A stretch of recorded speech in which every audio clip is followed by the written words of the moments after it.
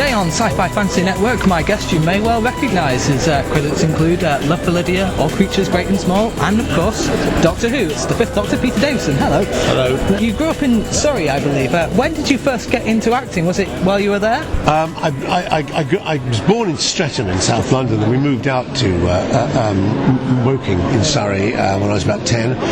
Yeah, I guess I did. I was involved in school productions, but mainly behind the scenes, not really as an actor. I joined the drama club, which is fairly primitive, and then the teacher asked me to join the local amateur dramatic society, which I did that too. So I just found it was something that it was very enjoyable to do. I was helped by the fact I failed all my exams, and so I wasn't really qualified to do anything. So I thought, well, I'll apply to drama school because you don't need any exams to do that. Not a good recommendation for when you're trying to persuade your children to work for their exams, though. I failed all my exams. Look at me. My first ever TV was the Tomorrow People. Oh, right. There was an actor at that point, and I didn't know this, called Peter Davison. And Equity okayed my name, Davison, omitting to tell me that there was a Davidson. What happened was, he was actually in an episode of All Creatures Great and Small. And over lunch one day he said, so don't you think it's time you changed your name? Unfortunately, by this time I was better known than he was, so Robert Hardy just said, don't be so bloody ridiculous, and that was the end of it. And what was that like, getting your first part? Well, it was kind of scary. I mean, it was a bit embarrassing because I was wearing a blonde curly wig and lycra shorts, and I was playing a space cowboy. But it was one of those things which I'd done theatre stuff, obviously, and I enjoyed that, but I kind of knew, instinctively knew, I can't explain what it was, I kind of knew how television worked. I took to it really very well and was able to figure out where cameras were, and so I looked forward to doing some more, and then was out of work for a great time at the time. How do you feel you've changed as an actor since those days? Immensely. I think I'm a kind of slow learner, really. I had a certain boyish charm in those days. I didn't really know an awful lot. I was never a very dedicated actor.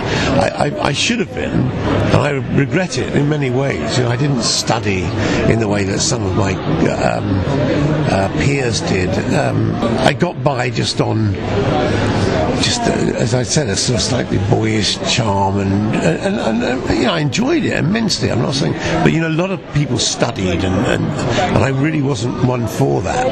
So I've learned that side of it more slowly over the years, which I think has helped me change in the way the sort of parts I play. Yeah, I seem to keep going, don't I? How has the industry itself changed in all that time? Well, it's harder to make a living. I would say any prospective actors now, and I include my son, who at the moment, one of my sons, at least maybe two of my sons, want to be actors. It's when I was started out, I got a fairly okay job, and I was able to make a living. I was able to survive. Now you can't do that. A lot of jobs are simply not paid. Jobs in the theatre, a lot of fringe shows get very, very little money, not enough to live on.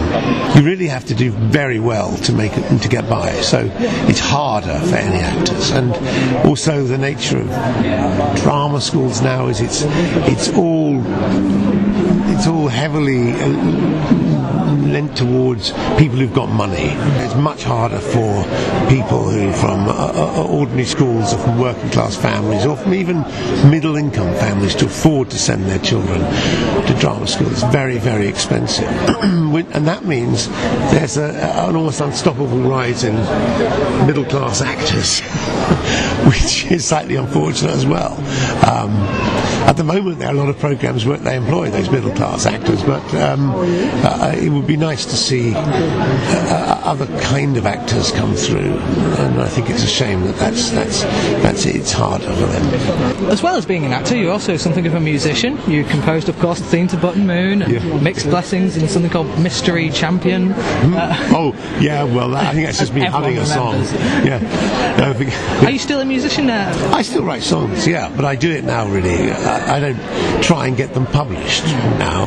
It's all so much easier and yet so much more complicated, because now you have computer programs, you just play your instrument straight into there, and it's infinitely variable, so I find it's much harder to finish anything. In the old days, when you were bouncing tracks back from one tape machine to another, you had to finish before you could move on, and so you ended up with finish on. Now you have anything up to 120 tracks you can put, and you can change anything at the last minute, and so you never quite decide on anything. I enjoyed the process rather than the finishing of the stuff. Of course, back in the day, when you were first cast as the Doctor, you also appeared in the Hitchhiker's Guide to the Galaxy. Yeah. Can you tell us a little bit about that? How did that come about? Well, an availability check was made on me for playing one of the leads in the series. I actually checked me out for the Arthur Dent character. Oh, that would have been good. Well, except I'm very glad, that they kept with the radio cast, because I was a fan of the radio series. They didn't entirely keep with that cast. I mean, my then wife Sandra Dickinson was brought in, and also Ford Prefect was changed. I've been a big fan of the series, and so I was a bit disappointed. You're right, when they decided to go with the guy. When this part came up, when Sandra was rehearsing it, the director said, what we need to play the Amiglian Major Cow is someone who's very well known but doesn't mind being completely unrecognisable. And she said, oh, Peter will do it. So that's how I got offered the part. Recently you did the Five-ish Doctors. Yeah. What was it like gathering all those old Doctors together again? It was great. I mean, I loved doing it. It was like a Rolling Stone, really. It started off as a small idea, and as it went on and got bigger and bigger, and we got more ambitious in who we would ask, but virtually no one said no, with the exception of one person. But we won't go into that. What happened was I would go home and get an idea about having someone in it. So Sylvester said at one point, he said, I'm happy to film, but I might have to go back to New Zealand to do this thing on The Hobbit. So I thought, well, I'll write a scene for Peter Jackson and send it to him to see if he'll do it. And so I did, never thinking he'd reply, and he replied about 15 minutes later and said, yes, I'll do it, and I'll even get Ian McKellen in it as well.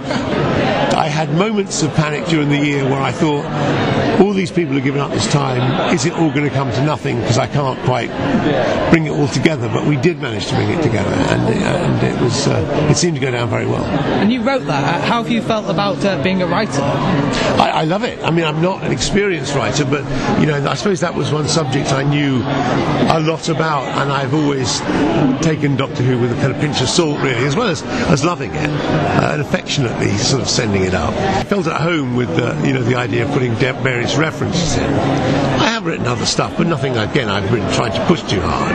But it's fun, I enjoy it. Do you feel you write as an actor with an actor's eyes? I think an actor has quite a good ear for the way people speak.